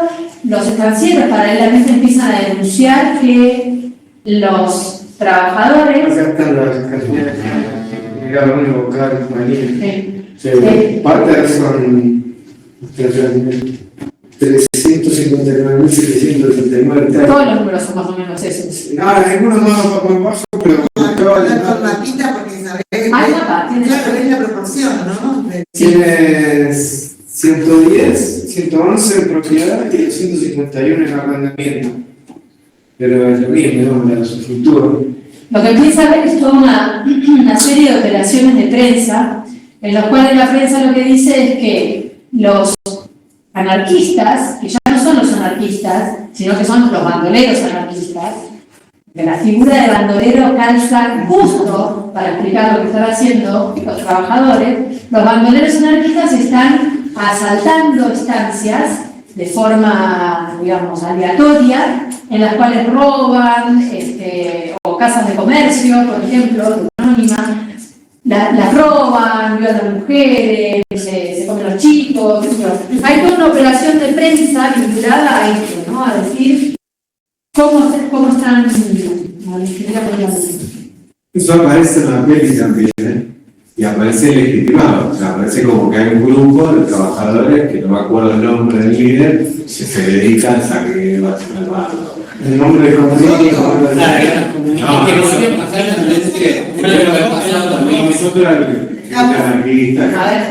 Lo que debe haber pasado también que suceda, ¿no? Pero no era eso el punto de... Sí, hay, digamos, testimonios tomados, digamos, ahora, en los últimos, en el siglo XXI, en donde hay referencias, digamos, a los asaltos, a las estancias, a las casas de comercio, pero, por ejemplo, se destaca que nunca violaron ninguna mujer, digamos, o sea, situaciones de violencia que se generalizaban, porque pasaba así en masa, difícilmente se pueda probar alguno, ¿no? Pero una cosa que quiero contarles, además de las operaciones de prensa, hay algo que son muy hábiles desde la policía y desde las guardias blancas que se empiezan a generar, que las guardias blancas son los civiles parapoliciales que empiezan a operar contemporáneamente a los hechos, que lo que hacen es correr rumores. Cuidado que van a saltar tal estancia, cuidado que en tal lugar saquearon tal cosa, cuidado. Rumores. No, tiene un peso significativo muy importante los rumores. Rumores que hace correr la propia comisaría, ¿no? Con datos que tiene solamente la policía, por ejemplo. Pero que se encargan de ir instalando un malestar social, una situación de peligrosidad, de alarma y de inminente conflicto, estallido social. Producido por los trabajadores, ¿no? O sea, el rumor es esto lo que hacen correr. Y la prensa, tienen una prensa, digamos, muy dedicada a mostrar esto, cualquier alarmas, porque después no se sabe en realidad si son. De hecho, vaya en cuenta que uno de los trabajos más difíciles fue desarmar las cosas que sí sucedieron de lo que hizo correr la prensa. Y que después, digamos, en el imaginario social de una historia que no está reconstruida, sigue siendo un margen de duda. Claro. O sea, a lo mejor si no entraría en el ejército, qué sé yo, ¿viste? De violar a una mujer. ¿Entendés? O sea, esa idea, esa propagación de rumor, es lo que hace que sea tan efectivo, digamos, la necesidad de intervención del ejército. La construcción del enemigo interno, ¿no? Sí. De hecho, hay un informe que hace no me acuerdo del cargo que tiene un oficial de la Marina Argentina, que viaja después de que Varela se retira para ver si efectivamente hay un movimiento sedicioso, comunista, etcétera. Un oficial que tiene pleno manejo del lenguaje marxista, o sea, es alguien que está formado, y dice, no, o sea, no hay un movimiento ni revolucionario, ni sedicioso, hay claras luchas entre el capital y los trabajadores, pero que, digamos, pueden tener más o menos violencia, pero no hay un peligro hacia el Estado argentino, digamos, ¿no? Porque eso es lo que se fomenta, lo que llega a Buenos Aires, digamos, de todos estos rumores. En Santa Cruz se vive esa situación de peligrosidad, que además las delegaciones de cada uno de los países de los cuales los inmigrantes pertenecen reciben permanentemente telegramas con situaciones de miedo, pedidos de intervención.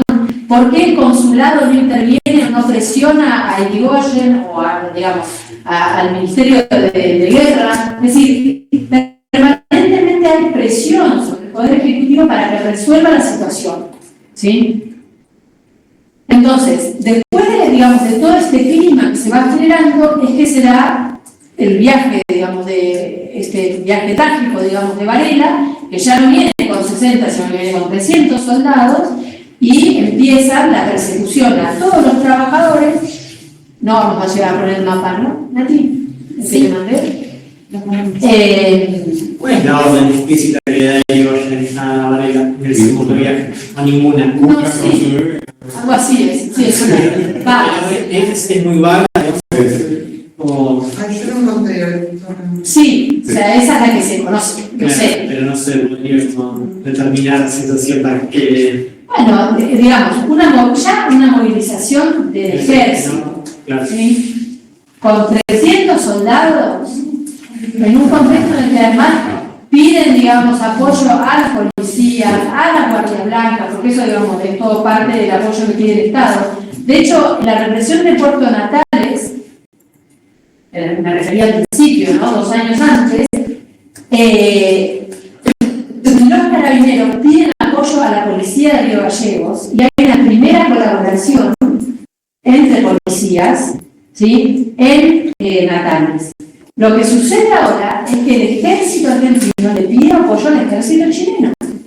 O sea, hay una colaboración entre ambos países para frenar, que no se les escape, los anarquistas por la frontera, y para, terminar con esta amenaza comunista en general. Entonces, Varela llega victoriado por la sociedad rural, etc. Uy, no terminamos. ¿Se podrá cantar un poquito? Sí, ahí. Fíjense en el mapa, no sé si lo están viendo ahí, quienes están virtual, están marcados todos los puntos donde hubo fusilamientos, ¿no? Porque también en el imaginario a veces queda que hubo fusilamientos en la estancia Lanita, Claro. ¿sí? Que es como el episodio más, digamos, más conocido por los Brown, etcétera, pero es uno de los lugares, ¿no? Donde hubo fusilamientos. Hubo fusilamientos en todo el territorio de Santa Cruz. La zona norte donde estaba Facón Grande, que era más criollo. Sí. Lupi. ¿Qué caso raro? También hay que decir que muchos de los fusilamientos se dan dentro de las estancias, por lo cual no hubo un trabajo sistemático de apertura de fosas comunes o de identificación de zonas, porque están todos en propiedad privada, ¿sí? De hecho, Bayer estaba negociando antes de morirse poder hacer una investigación en la estancia de la niña, justamente. Porque los relatos de quienes sobrevivieron y de los soldados que fueron fusiladores era que justamente lo que hacían era a los trabajadores, que en muchos casos ya estaban desarmados, ¿sí? Porque eso también hay que decirlo, no había... Hay un solo episodio de confrontación, que es en la estación de Huelche, que creo que la película está, Sí, está. ¿no? La película está ese, porque es el único que está registrado como tal. El resto en realidad, frente al, digamos, de haberse rodeado por soldados, la policía, las guardias blancas, etcétera, los trabajadores lo que hacen es entregarse o desarmarse. Entonces la mayoría fueron fusilados sin ningún tipo de confrontación, ¿no?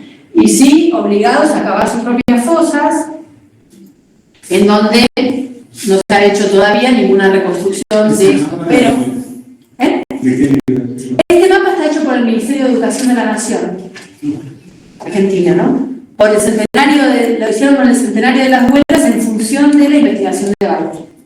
Pero hay investigadores que son arqueólogos de Santa Cruz que están trabajando en esta zona, en el noreste de Santa Cruz, para reconstruir ese, digamos, los fusilamientos de esa zona, para devolverle también nombres a las zonas, ¿no? Porque la realidad es que si bien están estos personajes como Gallego Soto, Facón Grande, qué sé yo, la mayoría de los fusilados... ¿Cuántas personas estamos hablando más o menos, si sabes? 1500, ese es el número al que llega Valles y es el número por el cual habitualmente... Pero no se sabe exactamente, ¿no? Porque Pues se consigue sí. yo creo que sí, lo reitaran muchas veces. Así que, bueno, hay trabajos, digamos, novedosos que digamos, recogen mucho relato oral, pero de los pueblos, ¿no? De eso que ha ido quedando, de familias, etcétera. Entonces hay trabajos nuevos, ¿no? De ahora, del último tiempo. A mí se me ocurre la idea de que entonces la conformación, el establecimiento del Estado siempre fue acompañada del terrorismo del Estado. O sea, es primero contra Libia, después contra esta cosa de la bandera, bueno, la fronteriza imponer el terror. Y esto también es un acto, digamos, de sí, pero, digamos... fundir el miedo, de decir, bueno, exterminio, a la mierda. La reconstrucción, digamos, de pensar históricamente al Estado no alcanza con decir el Estado ejerce violencia, porque de hecho ya lo dijo Weber. No estudió nada de historia, leyó teoría, digamos. O sea, lo que dice es el monopolio legítimo del uso de la fuerza. ¿Qué es lo que decía el Estado en este momento? La propiedad privada. Entonces, el valor está en reconstruir históricamente cómo se va dando eso y sobre quiénes recae esa violencia. Claro, acá hay diferencias también, y quiénes fueron también los que mandaron matar, Por si ven, eso quería ir abriendo ahora, ¿no? Porque, o sea, está claro que el ejército, bueno, de hecho, eso genera un conflicto importante entre el ejército y el poder ejecutivo. O sea, Varela es fusilado un par de años después de esto, digamos, por un anarquista y qué sé yo, pero no queda solamente en ese vínculo del ejército asesino, fusilador. El ejército en la Patagonia tenía todo un prestigio, producto de lo que había sido la conquista. Y esto viene a arruinar ese prestigio que tenía, porque ¿qué se tenían que meter ahí cuando los mismos informes internos estaban diciendo acá no pasa nada de seguridad nacional en todo caso? Claro, es defensa de eso de capitales privados, ¿no? Como a diferencia de la conquista, que es el nombre del Estado Nacional, porque no es que había, o sea, está la construcción del enemigo interno, que es digo, anarquistas, malvaviscos también, porque estaba pensando con esta construcción de prensa que se hacía de que estaban en las estancias y demás, pero era en defensa de privados, a diferencia de la comunidad. Sí, pero aparte interviniendo digamos, por una parte de la sociedad, no importa si son extranjeros, si son que son para el ejército, digo, como construcción de institución, le hace una gran mancha a esto. Le va a pesar después el Irigoyen también esta fractura con el ejército de ahí en adelante.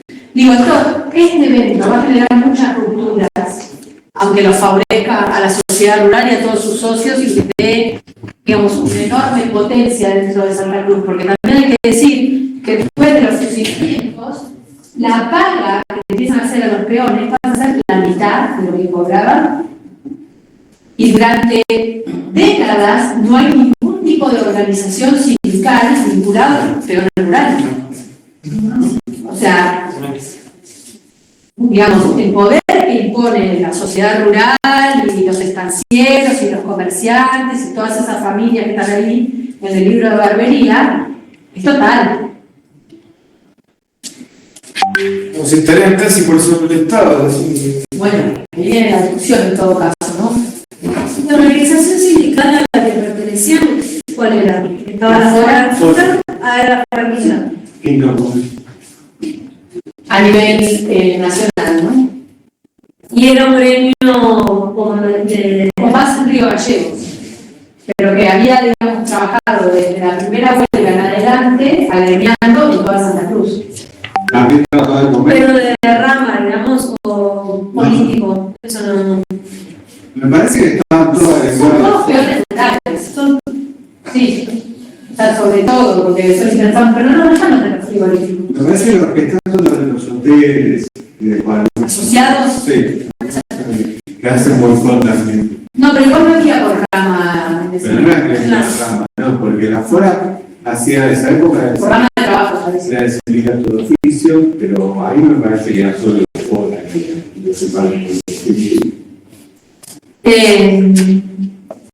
Me quería meter entonces en estos lugares que son menos, porque bueno, estamos hablando, ¿no?, de la represión que hace el ejército argentino, las policías, etcétera, pero también tenemos una participación muy activa de la sociedad civil. O sea, por un lado la sociedad rural, y todas las distintas, digamos, estrategias que se van dando, y la consolidación del poder que hace la sociedad rural también, ¿no? O sea, el peso que empieza a tener desde ahí en adelante. Pero también hay sectores de civiles, no necesariamente son ni comerciantes, ni estancieros, ni administradores de estancias, que pasan a ser de las guardias blancas. O sea, de aquellos que, dirigidos por la policía, van a reprimir a los trabajadores, los sin uniforme, ¿sí?, aunque con la anuencia del poder político y con la dirección de la policía. Y sin pagar. Y sin paga, claro. ¿Y cuál era la motivación de ese guardia blanca? El amor a la ley. ¿Eh? El amor a la violencia. No tiene que trabajar la represión que alguien obedece y que se cae. Pero diferenciaron también el no era una clase de. No, pero sí que está Lo típico, medias. ¿cómo se Los medias, dicen. Los esbirros desplazados, de siempre. Lumpen. Puede ser, o sea, todas las respuestas pueden ser. O sea, hay que ver también en estas divisiones que se daban dentro de los trabajadores si todos estaban de acuerdo, no en mejorar sus condiciones de trabajo, pero en parar, por ejemplo, la huelga como estrategia de lucha, en cuáles eran los objetivos hacia los que apuntaban, ¿sí? Y ahí hay una diversidad que hay que pensar también. Pensar lo que decía. Está bien. En esa época el problema de las fronteras, pero la idea del chilote, digamos, Que te saca trabajo. que todavía sí, digamos, pero en esa época era muy fuerte. Claro, pero ves que ahí también había, el patrón inglés lo respetabas, pero al chilote había que saber la cabeza. Sí. Un nacionalismo, eso por ahí es lo que decían ustedes recién, con una especie de nacionalismo retorcido. Bueno, de quien sí sabemos más, digamos, cuál era su posicionamiento ideológico es de la Liga Patriótica, ¿no? O sea, ahí tenían todo un discurso construido en función de por qué había que defender la Patagonia y había que participar en esta represión a los trabajadores. Y era justamente el anticomunismo. O sea, el anticomunismo es lo que nuclea, sobre todo, a los sectores de poder y a los sus colaboradores. El temor a que esto se convirtiera en una Rusia Patagonia. Ahora tenemos el consenso, que sigue consenso, ¿no? Sí. Que Ramón de Gacetilla, todos a mí me mandan Gacetilla, lo que siempre están envalentonados con la inmunidad y esto. Y no, pero bueno, con esas los mapuches, fundamentalmente contra los mapuches que es más. Porque a mí me llama la atención, después de los 90, donde supuestamente se terminó la Guerra Fría, etcétera, que el comunismo sigue siendo una forma de marcar a un enemigo que se emplea, digamos. O sea, ¿de qué comunismo, por ejemplo, estaríamos hablando? Pero no les importa, o sea, tienen esa No, pero una construcción. Sí les importa. Y aparte sí, Podrían usar la mejor, pero usan esa. Pero ¿por qué? ¿Qué está detrás del imaginario del comunismo? ¿Cuál es el miedo al comunismo? Lo que me hace. La propiedad nacional. Pero el cine de Hollywood instaló esa idea y quedó. Es como. No la veían, sí. Las clases también somos todos iguales. ¿Eh? Contra las clases, por eso somos todos iguales. Contra la construcción de la clase, de que vaya, digamos, unidad de clase. Sí. ¿Qué más? O sea, ¿contra qué atentan los comunistas? Sí, bueno, eso sería a favor. La nación. Claro, exactamente. O sea, fíjense que la Liga Patriótica, por ejemplo, que después de la sesión pasada hablamos algo de esto. La Liga Patriótica tiene un discurso argentinizador, digamos, lo que busca es construir la nación y hacer de esta una nación grande, importante, moderna, etc. Ahora, ¿cuáles son los problemas que tiene esa nación? ¿Los judíos? O sea, gente sin patria, digamos. Los inmigrantes, toda la chusma de inmigrantes, ¿no? Por supuesto, no los ingleses y escoceses administradores de las estancias de los ingleses. Entonces ahí uno dice, bueno, ¿por dónde parte la Liga Patriótica para explicarse su participación? Porque sus discursos son terriblemente anticomunistas. De lo que le quedaba claro era que ni que los Brown, ni los Menéndez, ni ninguno de esos iban a ser comunistas, ¿no? En todo caso, defendían la propiedad y defendían su propiedad en la Argentina. Entonces, la Liga Patriótica sí tiene todo un discurso de construcción del nacionalismo que se inicia en este periodo. Entonces, los 30 va a ser mucho más intenso y más antichileno. ¿Y por qué están definiendo los indígenas como los verdaderos dueños de la Patagonia? Los verdaderos pobladores de la Patagonia. Claro, Sí. Sí, Verdaderos habitantes, claro, eso.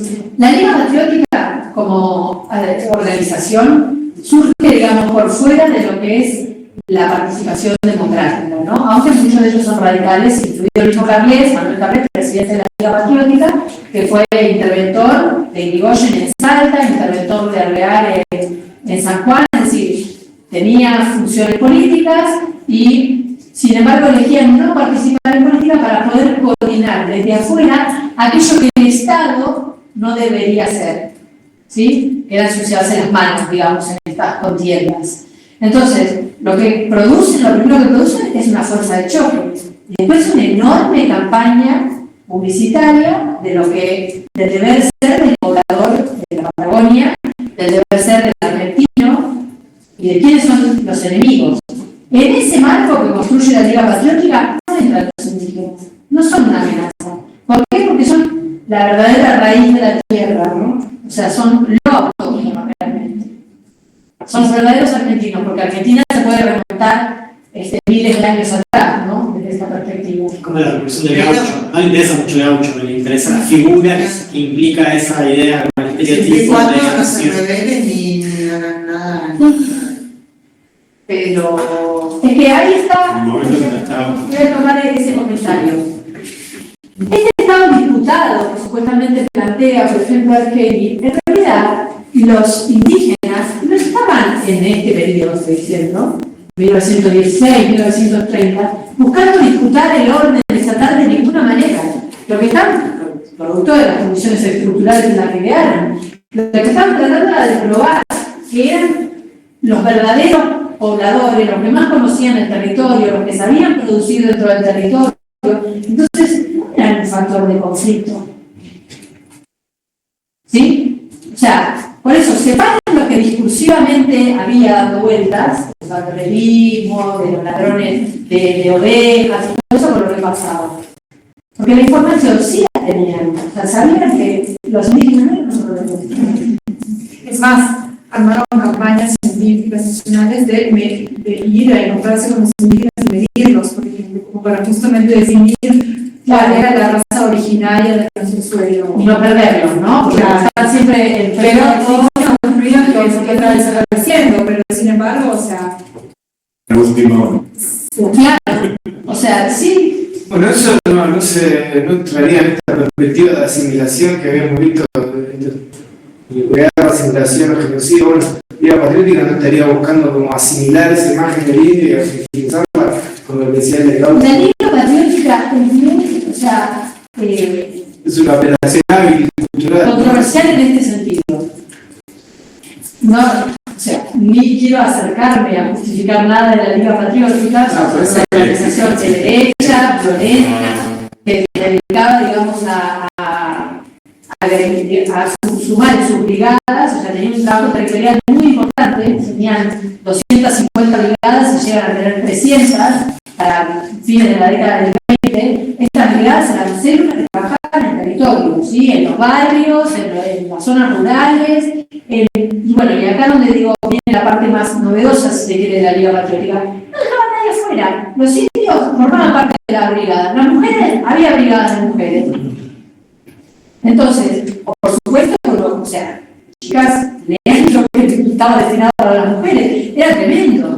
O sea, la mujer tenía que ser el soporte de la familia y defender la casa y todo, una construcción de la mujer burguesa, por supuesto, pero y con una moral en torno a lo que podía hacer y lo que no, pero sí tenía un espacio, por ejemplo, en la política. Reducido, ¿no? No era cuestión de que se candidatearan, ni que eligieran, ni nada por el estilo, pero sí que participaron en la política. Por ejemplo, haciéndose cargo de la educación de los indios. Cultura, moral y educación. Es como que tiene un pasito más, o sea, es lo más popular que logró la derecha argentina en la época. Porque, digamos, en general, el nacionalismo argentino es aristocratizante y la derecha liberal conservadora. No lo era la Liga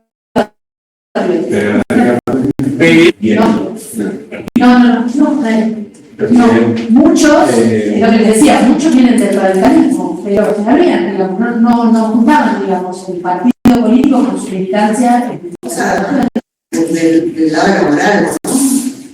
Y de la república, ¿no? De construir una república. Pero tampoco, o sea, hay, bueno, este es uno de los historiadores más profundos, si se quiere, de la Liga Patriótica Argentina, José María Caterina. Muy difícil llegar a la documentación sobre la Liga Patriótica. Hay una historiadora argentina que se llama Sandra Marín Buch, que también tiene un libro espectacular sobre la Liga Patriótica, que justamente, digamos, lo controversial de la Liga es que no se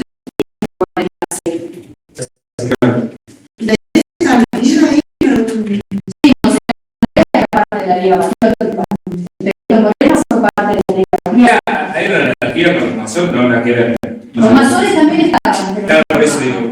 Claro, pero digo, ¿hay algún paralelismo? Digo, no. Tienen plataformas políticas diferentes. Lo que hacían era organizarse y salir a militar al territorio. Vamos a ganar elecciones populares. ¿Sí? ¿Pero militar en qué sentido? ¿Para la gente o militares organizadores populares? Sí, también. O sea, estaban en contra de la pobreza y de la organización de la aristocracia. Pero a lo que voy es, no eran de clase alta. Claro. O sea, muchos sectores, había brigadas jóvenes, por ejemplo, de la Liga Patriótica. Claro, Bueno, ahí está la discusión. discusión, ¿no?, que se da, por ejemplo, que plantea Lisandro Galucci, otro historiador, que dice, no eran fascistas porque no tenían voluntad de tomar el poder. ¿Sí? Pero sería que había un poco los judíos. Bueno, judíos no, claro. Sí, en todo caso.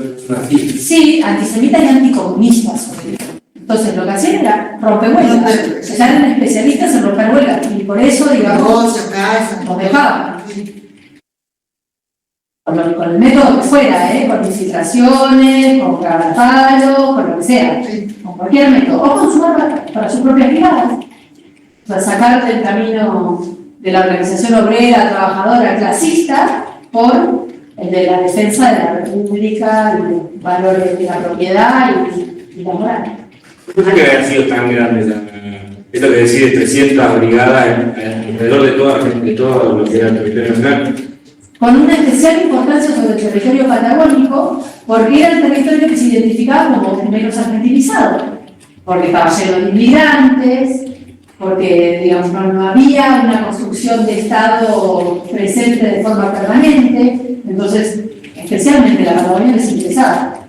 Se va el camino porque es un momento muy particular, ¿no? Porque se va el camino de la sociedad de masas sin estado de bienestar, sin peronismo, sin mediación política, ¿no? Es si te quieren decir. Sí, de todas maneras ellos lo que hacían era, digamos, demostrar su capacidad de llegada para presionar políticamente, porque los congresos que organizaban de forma anual en distintos lugares del país, en la Patagonia organizaron 2 o 3, creo, era juntar también a los referentes políticos, a los sectores capitalistas, para demostrarles, digamos, la necesidad que tenían de que ellos construyeran una república dentro de estos marcos de moral, constitucional, con interpretaciones libres de la Constitución, ¿no? ¿Hasta qué año sobrevive como organización? La Liga Patriótica. La Liga Patriótica dura hasta los 40, pero en el 30, el golpe de Estado del 30, es un momento en el cual ya se desarma bastante la organización a nivel nacional. Porque la llegada del Liburu al poder es una forma de llegar al poder, ¿no? De hecho, muchos pasan a formar parte de ese Estado. Serían más en línea Liburu que Justo. Sí, son más líneas Liburu que Justo, sí. Sí. De hecho, reclaman bastante. Cuando Justo está en cuando se critican, se quejan. Sí, Justo decía que fue el presidente más silbado del país. Sí. No sé. Bueno, me perdí si preguntaban alguna cosa. No. ¿Quieren preguntar alguna cosa o intervenir o algo?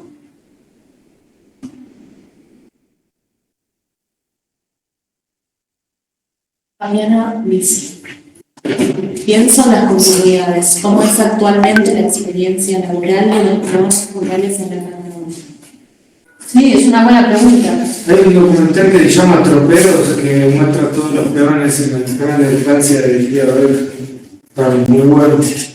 Bueno, justamente, digamos, volviendo sobre lo que es esta práctica del terrorismo, que decíamos con los fusilamientos, el impacto que esto tiene, el hecho de no haber sido un proceso revisado de ninguna manera, ¿sí? Porque, o sea, no hubo una comisión investigadora, o sí hubo, pero digamos, la cancelaron, no hubo un proceso judicial, no hubo una narrativa histórica hasta la publicación, o sea, 50 años después, también construyó una forma de tener poder, ¿no? Y de que el poder quede alojado no en el ejército de Varela que vino y se fue, sino en los terratenientes, en los dueños de las casas comerciales.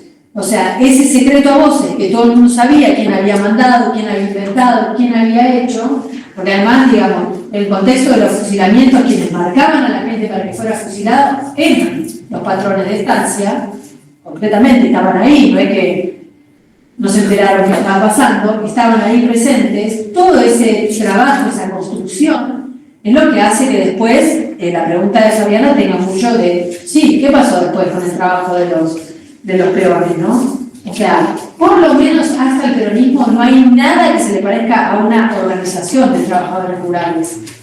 Después con el Estatuto del Peón empieza a cambiar un poco, ¿no? Un poco. O sea, de hecho, habíamos hablado también de los trabajadores de la fruta en la zona del Valle Rionegro y siempre hay denuncias sobre las formas de explotación que hay, las migraciones internas que hay desde el norte a trabajar en la fruta del Río Negro, es decir, las condiciones de explotación que hay dentro de las estancias siguen siendo hoy en el siglo XXI tremendas. Hay un documental de... Pero lo que voy es que eso se explica históricamente. Y la falta de revisión de todos estos procesos también permite que suceda. Tampoco quiero decir que con un librito de historia solucionaste lo que pasaba, ¿no? Pero de repente que exista esta narrativa ha logrado que en el sistema educativo santacruceño se lea de forma obligatoria la Patagonia Rebelde, que haya un circuito turístico para conocer, digamos, los lugares donde sucedieron los hechos más importantes. Bueno, hay algunos trabajos hechos sobre peones rurales, sí. También está, me viene a la cabeza en realidad el documental Cartas Amara de Carlos Echeverría, que reconstruye, digamos, los viajes de las comparsas de esquina, un circuito que viene desde Misiones, Corrientes hacia la Patagonia desde hace más de un siglo. ¿Sí? Es decir, sí hay continuidades, y en la forma de explotación ya no creo que hay continuidades. Los trabajadores rurales han sido históricamente los más explotados y los menos visibles. Debe ser por las distancias. Bueno, son difíciles de organizar por eso. No sé, Pablo tenía WhatsApp ahora. No sé. ¿Cómo se llama? Amara.